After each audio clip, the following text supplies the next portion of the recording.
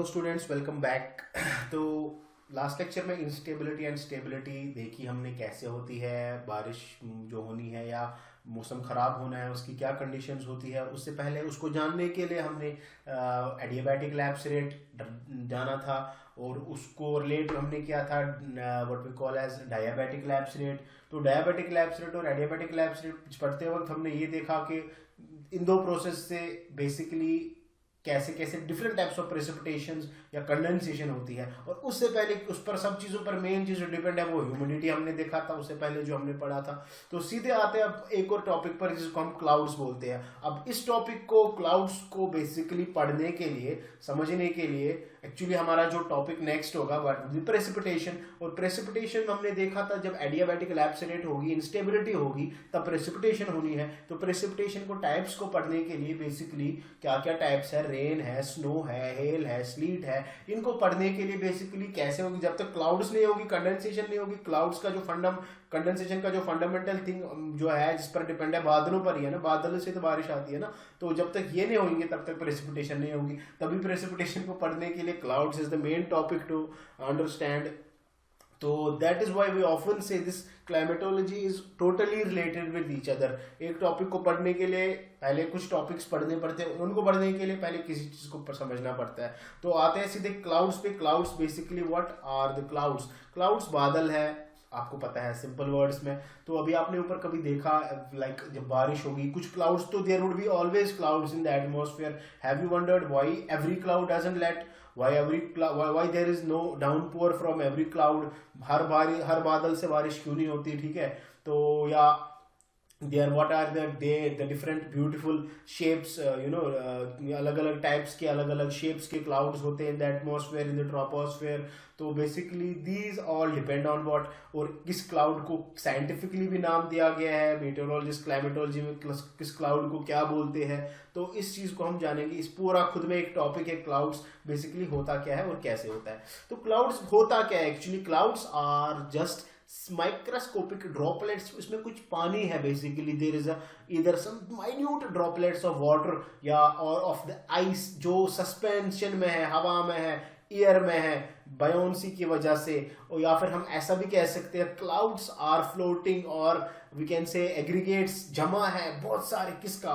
Tiny droplets of पानी का या आइस पार्टिकल्स का या इन दोनों के मिक्सचर का, generally above the ground surface, ऊपर। अब हाइट पर भी क्लाउड्स है, उसकी क्लासिफिकेशन भी है, we will come to that also. तो अबव द लेवल, अब जब कंडेंसेशन हो गई, बेसिकली सैचुरेशन हो गया, moisture present and moisture holding capacity का बराबर आपस में हो गया। अब उसने बोला हवा में भाई इसके बाद मैं बर्दाश्त नहीं कर सकता, तू कंडेंस हो जा, तो बादल बना, जो भी करना है अब तू कर ले। अब सपोज अब कंडेंसेशन हो गई, at the level of condensation water vapour starts to condense, condensation हो गई, ठीक है, form is changing now from water vapour to the gaseous form, ठीक है।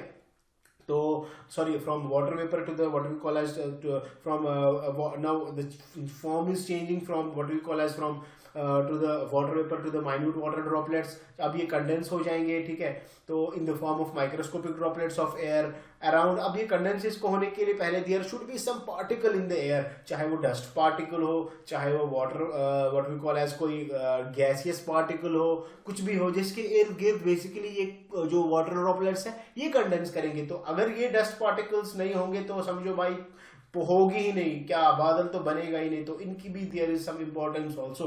तो बेसिकली दिस इज जिसके इर्द गिर्द ये हाइग्रोस्कोपिक, जिसके इर्द गिर्द ये water vapour condense, minute droplets condense होते हैं ना, जब ये फिर एक पर्टिकुलर ड्रॉप ऑफ वाटर बनाते हैं, तो उस पार्टिकल को हम हाइग्रोस्कोपिक न्यूक्ली बोलते हैं, या फिर हाइग्रोस्कोपिक न्यूक्ली, या फिर nucleus of clouds, because this is the main thing around which the cloud gets created, ठीक है।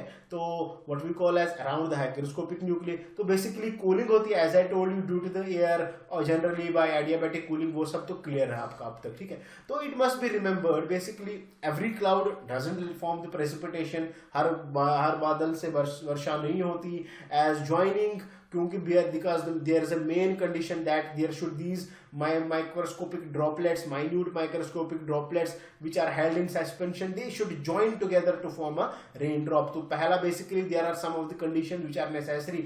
तो अब उसमें to joining them basically there is what we call as, this will basically decide the stability or the instability. तो कितनी सारी preconditions है. This is a complex process, climatology. A lot of things has, one thing is depending on the other minute thing, and that thing is such minute but such a complex process would occur because of that whole of the precipitation is dependent on the merely one thing, that these particles, microscopic particles or droplets, they should comprise the clouds, they should join together. ठीक है, तो इसी पर एक और चीज है, that is called as colloidal stability or the colloidal instability.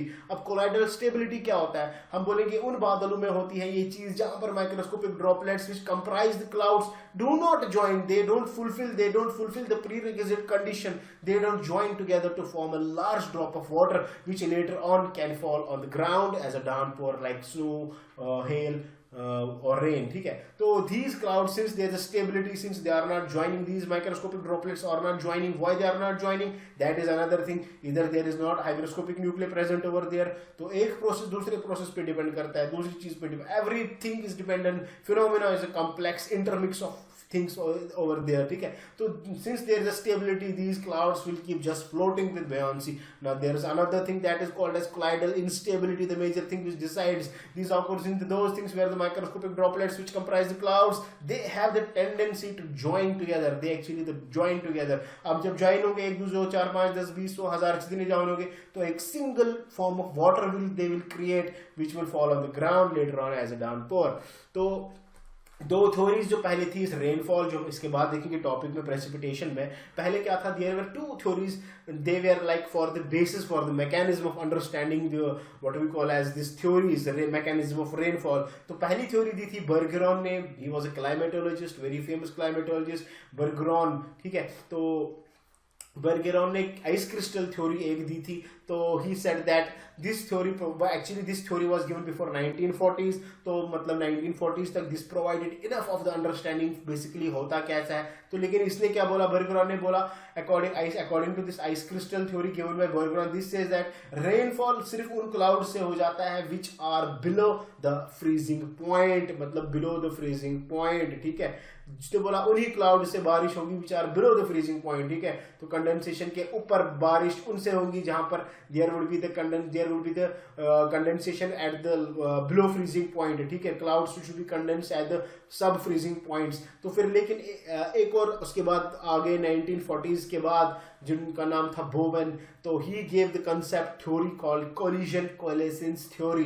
तो ये 1940s के बाद बोली. तो इस थ्योरी ने according to this theory given by Bowen called collision coalescence theory, इस थ्योरी ने क्या बोला, rainfall occurs from those clouds which are above 0 degree, मतलब 0 डिग्री के ऊपर है. तो basically they were linking it to the what we call as to the type of precipitation.